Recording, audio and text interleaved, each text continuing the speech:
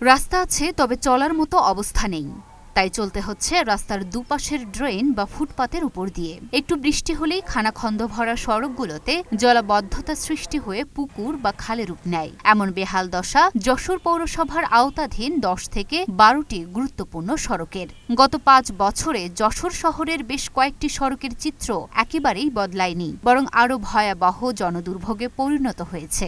যশোর পৌরসভার নীলগঞ্জ তাঁতিপাড়া সড়ক, খড়কি সড়ক, গুরুদাস বাবু লেন, আনসার ক্যাম্প সড়ক হয়ে সন্ন্যাসী দিঘি মোড়, চোরমারা দিঘি সহ প্রায় 10 থেকে 12টি সড়কের পিচ উঠে বেরিয়ে গেছে বালু আর মাটি। এসব সড়কে সৃষ্টি হয়েছে বড় বড় খানাখন্দের। গত 3 দিনের বৃষ্টিতে এই সড়কগুলোতে সৃষ্ট গর্তে জলাবদ্ধতার সৃষ্টি হয়েছে। আবার কোথাও কোথাও একটু বৃষ্টি হলেই পুরো সড়ক পানিতে তলিয়ে পুকুর বা খালে রূপ নিচ্ছে। এ সকল সড়ক দিয়ে চলাচল করতে গিয়ে নানা রকম দুর্ঘটনার শিকার হচ্ছে সাধারণ জনগণ ও যানবাহন। দীর্ঘদিনের এ সড়ক দুর্ভোগের কোনো সুরাহা না মেলায় ক্ষুব্ধ পৌরবাসী।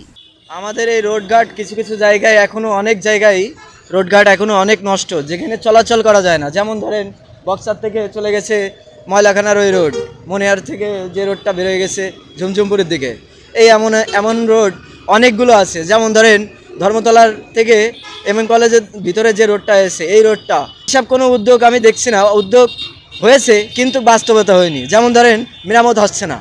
এগুলো এমনই থাকলে আমরা চলাচল করতে পারি না, আমাদের অনেক অসুবিধা হয়। এখানে রাস্তায় এই পরিমাণ নষ্ট, এখানে একটু বর্ষা হলে রাস্তা হাঁটু নিয়ে যায়। আর খানাখন্দায় ভরা, এখানে কোনো পরিবহন, কোনো গাড়ি, কোনো ট্রান্সপোর্ট সব মনিহার হয়ে ঘুরে আসে না। এটাই সাতক্ষীরা খুলনা থেকে যে গাড়িগুলো আসে ঢাকায় পদ্মা ব্রিজ যাবে, এই রোড ব্যবহার করে। এই রাস্তাটা এত অবস্থা এত খারাপ যে আমাদের চলাফেরার অযোগ্য হয়ে গেছে। আমরা অনেক সময় অফিসে বা বাচ্চা নিয়ে স্কুলে যাব, তখন আমরা এই রাস্তাতে ঝুঁকি নিয়ে আসতে পারি না। অনেক সময় গাড়ি যায়, ছিটকে কাদা পানি আমাদের গাড়ি চলে যায়। সব ধরনের সমস্যা। আমাকে গাড়ি এলে মনে করে উল্টিয়ে যায়, স্লিপ করে কি মনে করে পিছন থেকে একজন মেরে দিলে ভাঙার জন্য অ্যাক্সেল ভেঙে যায়, হয় তা হয়।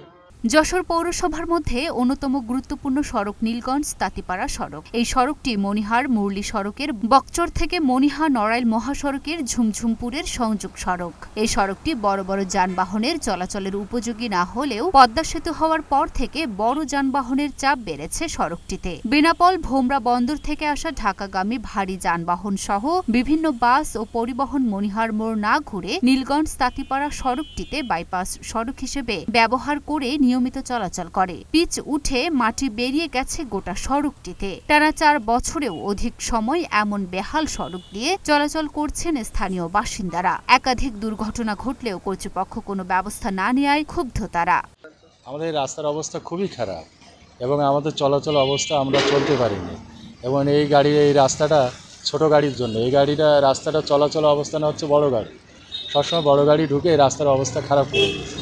আমরা চলতে পারিনি, স্কুল ছেলেবেলে নিয়ে রাস্তাঘাটে উঠতে পারছি না, আমরা সাইডেও বেরোতে পারছি। দুর্ঘটনা ঘটেছে, কিছুক্ষণ আগে 2টো গাড়ি উল্টে গেছে এবং আমরা তারে সাহায্য করেছি। এই বক্সর তাঁতিপাড়া রোডের, এটা পৌরসভা রোড হলেও এই রোড দিয়ে সারা দিন মোংলা বলেন কি বেনাপোল ভোমরা যত বড় বড় ট্রাক আছে, 20 চাকা 16 চাকা এবং 10 চাকা 12 চাকার হেভি অন্তত 50 টন 60 টন লোড নিয়ে গাড়ি যাতায়াত করে। যারা পদ্মা সেতুটা ব্যবহার করে তারা এই রোডটাকে বাইপাস হিসেবে ব্যবহার করে। অর্থাৎ সেই ব্যবহার করার ফলে এই এলাকার যত জনগণ আছে তারা এই রোডটা দিয়ে এখন যা আসা করতে পারছে না, বড় বড় গর্ত হয়ে গেছে। এমনকি প্রতিনিয়ত এই এলাকার লোক রিক্সা, ভ্যান, মোটরসাইকেলে ওই গর্তের ভেতরে পড়ে তারা সবসময়ের জন্যই দুর্ঘটনা ঘটতেছে। এবং কালকেও মেয়ে ছেলে নিয়ে 2জন বাচ্চা পড়ে গেছে। এই রাস্তাটা পুরো আজকে 4 বছর ধরে নষ্ট হয়ে আছে। গত বছর পৌরসভার মাধ্যমে কিছু আদলা ইট, কিছু মাটি দিয়ে গেছিল। এবার নতুন করে যখন আবার বর্ষা আসছে তখন আবার রাস্তাটা অকার্য হয়ে গেছে। বড় বড় গাড়ি ঘোড়া সব কিছু এখন ওই মনিহারের মধ্যে না যে সব এই রোডেই ঢুকে এই রাস্তাটারে যানজট ওইটাই চলবে, কিন্তু সেইটা চলে এই রোড দেওয়া। যার জন্য আমাদের এই রাস্তাটা কত যে প্রয়োজন আর কত কি তাতে দেখছে কী গাড়ি ঘোড়া, ওই কলকাতার শ্যামলী গাড়ি পরিবহন তাও এই রোড দিয়ে চলে। যশোর পৌরসভার সংশ্লিষ্ট কর্তৃপক্ষ বলছেন, পৌরসভার মধ্যে চলাচলের অনুপযোগী সড়কগুলোর তালিকা করে সংশ্লিষ্ট দপ্তরে প্রকল্প পাঠানো হয়েছে। অনুমোদন পেলে চলতি বছরেই তা বাস্তবায়ন করা হবে। কতগুলি সড়ক আছে যেগুলো আসলে চলাচলের উপযোগী নাই এখন।